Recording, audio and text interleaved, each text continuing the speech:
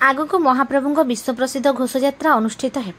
एथिरे लक्ष लक्ष श्रद्धालुंक समागम हेब मात्र आज पर्यंत सहरवासी विभिन्न मौलिक समस्या समाधान करिबारे प्रशासन सफल होई पारु नाही। सेथिलागि मुख्यमंत्री उद्देश्य अतिरिक्त जिलापाल गांधीजी सामाजिक अनुष्ठान पक्षरु 8 दफा दाबी संबलित एक स्मारकपत्र प्रदान करा जायथिबा नै सूचना दैछन्ति सभापति प्रसन्न कुमार लेंका।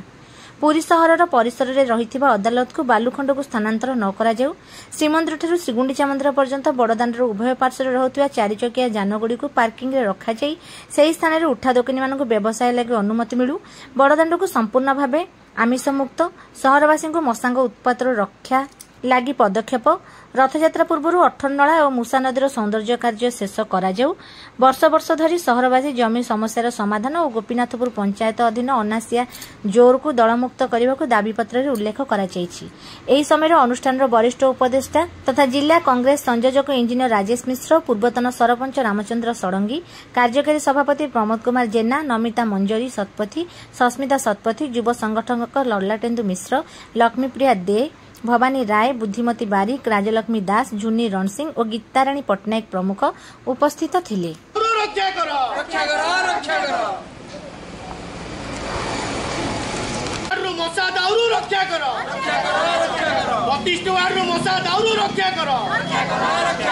मुख्य प्रवेश पथ महाप्रभु करुणाकर परिष्कार आलोकीकरण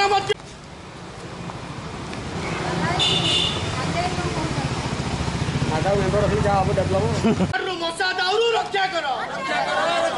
32 वार्ड मशा दाउरू रक्षा कर, मुख्य प्रवेश पथ महाप्रभु करुणाकर परिष्कार आलोकीकरण। गांधीजी सामाजिक अनुष्ठान जिंदाबाद, गांधीजी सामाजिक अनुष्ठान जिंदाबाद, हमर दाबी पूरण हो,